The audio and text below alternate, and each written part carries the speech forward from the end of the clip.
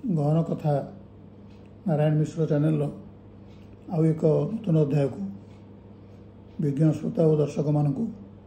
स्वागत करुच्ची मो नारायण मिश्र। जय गुरु। आज अध्याय आज मोर शेष दिन। कौन आज मोर शेष दिन? प्रकृत में आज मोर शेष दिन बोली मुझे जानी जानवर तो किसी उपाय ना। गोटे सत कथा अंगे नहीं कथा आपण मानक आज मुझे कहि। जड़े डाक्तर थे सी जीवन काल मध्य जो सरकारी चाकरी करते प्राइवेट प्रैक्टिस करते समस्त कहते जे तुम घर को आसा आवश्यक ना, डाक्तखाना को आस जो मागणा तुम चिकित्सा कर तुम प्रेस्क्रिप्शन लिखिदेवी मागणा, तेणु तुम घर को आस मुझे घर से सब व्यवसाय करना। 60 वर्ष काल 60 वर्ष हवा पर्यंत जिते वर्ष से प्राय 30-35 वर्ष चाकरी कले क्या गोटे पैसा नहीं ना। समस्त को मागणा प्रेस्क्रिप्शन हॉस्पिटल में दौले, घर को आसा को मना करते। एमती इमरजेंसी जदि किए आसला छटपट होता कथा बुझुते संख्या बहुत कम, से सेगुड़ा सब आभोड करते। जिते से अवसर नहीं गले से गोटे क्लिनिक खोलिकी बसिले निज घर। क्लिनिक माने केवल टेबुल टे चेयर केते खंडी पड़ी लोक मैंने बसवा सकाशे जो मैंने आसवे से 15-20 मिनट खंडे कथबार्ता हे कौन है कौन भल बुझे कौन खाती केमती अच्छा केते भाई भौणी अच्छा घर कथा सब बुझे तापर रोग कथा पचारे एवं खूब कम पैसा औषध लिखे जोड़े कि 3टी बेले बेले गोटे औषध कभी ये खाओ तुम्हें ठीक हो लोक भी ठीक हो जाती। तेणु पाखे प्रबल भिड़ है। पैसा केते नियंती 50 टंकार आरंभ करते बहुत दिन तलर कथा। 50 टंकार आरंभ करते गोटे लोक 50 टका नौले से अनेक लोक दौची मो पाखे ना कही 20 टका किए दिए किए 30 टका दिए किए मोटे न दिए एमती चलिए क्या किसी कहते नहीं। तेणु से 50 टका बढ़ी बढ़ी 100 टकर पहुँचला दीर्घ 5-7 वर्ष 10 वर्ष भितर 100 टकर अधिक नियंती ना। केते लोक 50 दिखती कि भी दिखती नहीं, किंतु प्रेस्क्रिप्शन से लिखती भल कथबार्ता करती और जो औषध लिखती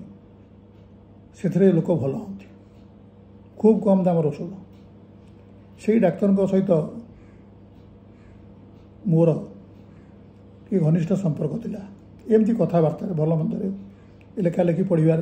से भारी भल पाती लेखा को एमती पढ़ार सहित संपर्क बहुत होता। तेणु थे मुझे गला बेलू घर को सीटा रोग बैराग जानी कौन गोटे निमंत्रण करने अन्य कौन अकेजन में जाइए गला बेलू डाक्तर बाबूर शाशु एवं स्त्री सहित भयंकर झगड़ा चलती। से कहते जे तुम्हें डाक्तर पढ़ी कौन लाभ पाइल, तुम दरमार तो अधा बर्तमान बही किणारे जाऊँगी कौ औषध नुआ बाहर करो मैगाजिन सब मगाऊछ सब पढ़ुच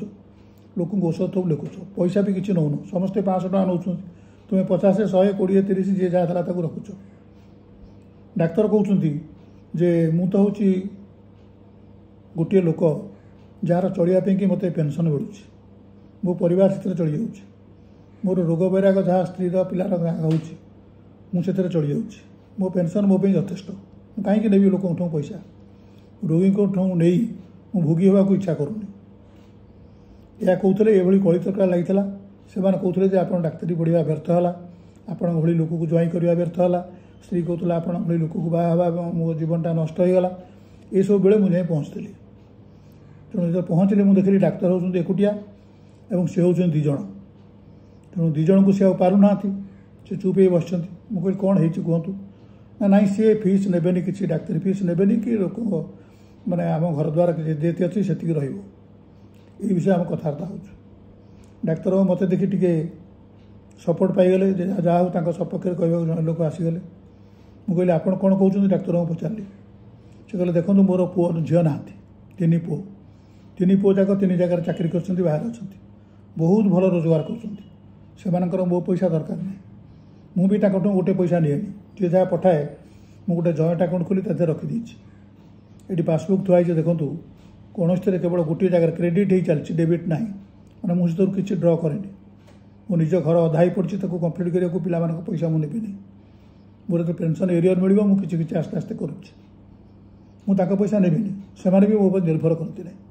तेणु मो लोक रोगी जी दुखे पड़ी ज्वर होती कि झाड़ा हो कि कौन रोग पड़ी आसी मो ठार उपदेश ना प्रेस्क्रिप्शन ना मुझे पैसा कहीं नेबी कौन करी नहीं पैसा तापर से कहले स्त्री कहले देखु ये मैंने तीन भाई ये डाक्तर होती तीन भाई मझिया भाई गाँव में अच्छी ये हूँ बड़ भाई आउ गोटे सान भाई अच्छी दिल्ली में सी भल व्यवसाय कर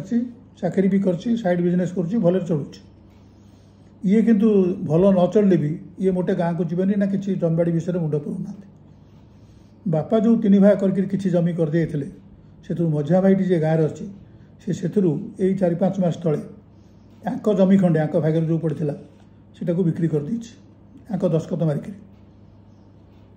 90 लाख टंका पाइला यहाँ को मुझे कहली कि ये शुणिले नहीं कि ना गले नहीं कि पचारे बरंग ये जब गाँव को जाते मसे तले से जो लोक कि कहला आज्ञा मुझे जापारि से दस्खत कर हाँ ठीक अच्छे मो भाई तो कर आण मुझे दस्खत करदेवी मो कागज पत्र आणिक ये निज दस्खत मारिदे माने 90 लाख टंका उपरे तिले मात्र आकर्षण रहा ना मझिया भाई नहीं गला एबे गोटे मीटिंग कराई आसंता मंगलवार माँ आसब तीन भाई जाक डकाई मु भी रही ये भुवनेश्वर मीटिंग हो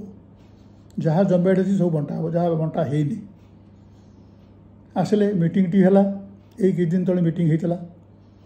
किंतु मीटिंग रे ये कहला जे मोर किसी दरकार नहीं तुम्हें 3 जन जाक बस बांटी दियो तुम्हें 2 जन जाक बस बांटी दियो माँ को मिसा जो 3 भाग कर जोटाक भल जमी नुह जो भल पैसा न मिल जो भल चाषबास न हो मत देदेव जदि न छिंडव ताले कमटा मत दब मत कम दब भल जमी दबनी ये कहला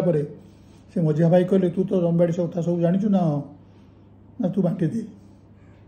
सी बांटीदेला सी सब भल जमी नहीं गला जो भाई दिल्ली अच्छी किसी देला किसी भल जमी देती किंतु खराब जमी भी देती सब भल जमी मझिया भाई जे गाँव अच्छी सब नहीं गला सी जानी ना जमीबाड़ी कौट कौन अच्छी सी सब नहीं गला एवं मत जहाँ दवा कथा डाक्तर बाबू कहते मत जहाँ दवा कथा से किसी देतीक मुझे जाऊनी कि बुझाबुझी करनी बोली मार मन दुख सेतिक सी केतबले माड़ी बस सब बिक्री बाकर कर